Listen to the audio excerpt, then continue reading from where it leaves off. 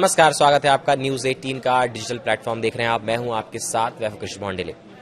Iran ने एक दफा फिर कह दिया है कि इजरायल के साथ वो अपनी जंग जारी रखेगा, लेकिन परमाणु कार्यक्रम पर काम करना बंद नहीं करेगा। चाहे तो जंग करनी पड़े दोबारा तो दोबारा जंग करेगा, फिर से हमला करेगा, लेकिन परमाणु कार्यक्रम नहीं रोकेगा। मेरे साथ मेरे सहयोगी अंकुर त्यागी जी मौजूद हैं। सर, क्या कुछ अपडेट है इस पर? देखिए, काफी दिलचस्प बयान आया है पेजेश्कियान का। और जो पेजेश्कियान है, मसूद पेजेश्कियान, जो ईरान के राष्ट्रपति हैं, उन्होंने कहा है कि हम इजराइल के साथ फिर से लड़ाई के लिए तैयार हैं और हम अपना जो परमाणु कार्यक्रम है या यूरेनियम इनरिचमेंट है, यानी कि यूरेनियम तैयार करने का जो प्रोसेस है, उसको बंद नहीं करेंगे। तो ये काफी भड़काऊ, या एक तरह से कहें कि फिर से वो ऐसा बयान है जिसके बाद फिर जो पूरा इलाका है, जो खित्ता है, इसमें फिर से तनाव पैदा हो सकता है। क्योंकि इजराइल को बहाना चाहिए कि ईरान कुछ ऐसी बात कहे और इजराइल उधर से फिर अपना कार्यक्रम चालू कर दे। तो मुझे लगता है कि अभी इस बयान को देने की जरूरत नहीं थी। ईरान, जैसा हमने अपने पुराने वीडियो में डिस्कस किया कि ईरान परमाणु कार्यक्रम अपनी आत्मरक्षा से बनाए, आत्मरक्षा के लिए बनाए, वो एक अलग चीज है। लेकिन इस तरह के बयान अब देना, वो फिर से कहीं ना कहीं अमेरिका और इजराइल को एक साथ कर देगा और फिर से ऐसी स्थिति में पहुंच जाएंगे कि मिडिल ईस्ट में फिर से एक नया खतरा पैदा हो जाए। मैं ऐसा क्यों कह रहा हूं कि परमाणु कार्यक्रम एक ऐसी चीज है, एटम बम एक ऐसी चीज है जो आपको डेटरेंस देता है।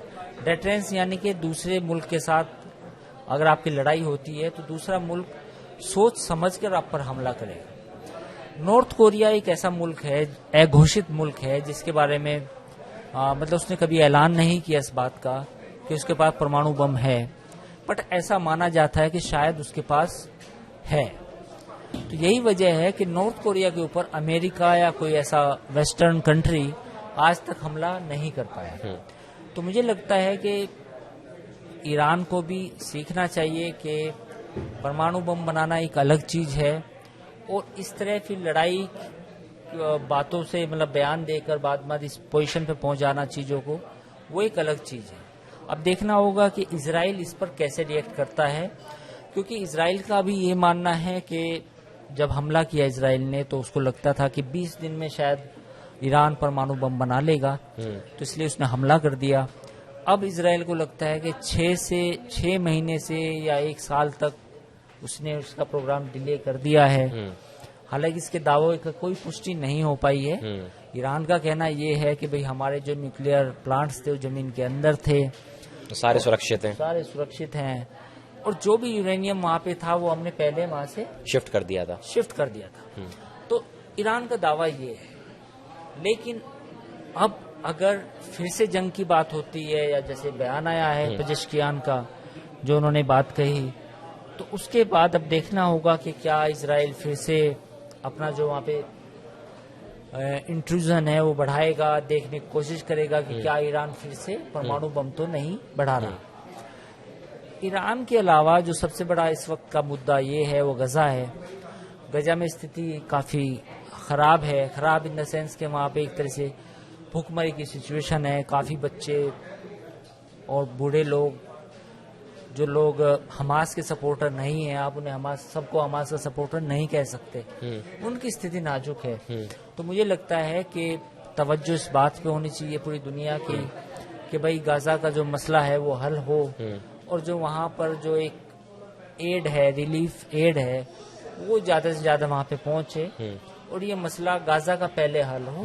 ईरान इजराइल तो आपस में कहीं ना कहीं निपट ही लेंगे। सर, इस पे ट्रम्प का भी कोई बयान आया है क्या? क्योंकि ट्रम्प बार जब कभी युद्ध होता है तो वो युद्ध रुकवाने की बात करते हैं, फिर किसी देश के साथ भी खड़े हो जाते हैं। देखिए, डोनाल्ड ट्रम्प ने तो एक ही बात कही थी कि भाई हमने B-2 बॉम्बर्स वहाँ पे भेजे थे और उन B-2 बॉम्बर्स ने वहाँ पे अटैक किया। तो ट्रम्प का अगर हम माने कि अमेरिका जितना कर सकता था उस अमेरिका ने उतना ही किया, यानी कि वो अपने बॉम्बर्स भेज सकता था। अमेरिका फिलहाल इस पोजीशन में नहीं है कि वो डायरेक्ट कॉन्फ्लिक्ट में आए, सीधी लड़ाई में आए ईरान के साथ। तो अमेरिका का जो नैरेटिव है वो तो इजराइल के पीछे है, मतलब इजराइल का सपोर्ट करना है। अच्छा। उसमें अमेरिका की इंडिपेंडेंट पॉलिसी ऐसा नहीं है कि अगर पेजेस्कियान या ईरान कोई नई बात कहता तो अमेरिका पहले अटैक करेगा। इसका प्रोवोकेशन अगर कहीं से आ सकता है तो इजराइल की तरफ से आ सकता है बजाय अमेरिका के। तो मुझे लगता है कि आने वाले समय में देखना होगा कि इजराइल कैसे रुख अपनाता है अपना, और अगर ईरान अपने परमाणु कार्यक्रम की तरफ बढ़ता है तो इजराइल कैसे रिएक्ट करता है, ये देखने वाली बात है। सर, अगर परमाणु बम बना लेता है ईरान जल्द से जल्द तो कितना नुकसान पहुंच सकता है इससे इजराइल को? नहीं, मैंने पहले ही कहा नुकसान पहुंचाने के लिए तो होता नहीं है, वो तो एक सेकेंडरी बात है, सेल्फ डिफेंस के लिए होता है। ये डेटरेंस बोलते हैं उसको। डेटरेंस मतलब एक, भाई तुम्हारे पास कोई रिवॉल्वर है, मेरे पास भी रिवॉल्वर है, तो डेटरेंस हो गया। तुम गोली चलाओगे तो मैं भी चला सकता, तो ये डेटरेंस है। तो अगर ये डेटरेंस पैदा होता है ईरान की तरफ से तो ये कहीं ना कहीं फिर इजराइल और ईरान को बराबर ला खड़ा करेगा, और उस तरह की जंग जो फिलहाल जो देखी ऐसी नहीं होगी। जंग होगी या कभी हुई तो एटॉमिक हो सकती है, ना हो काफी भीषण विध्वंसक जंग। हाँ बिल्कुल है, बिल्कुल होनी भी नहीं चाहिए ऐसी जंग।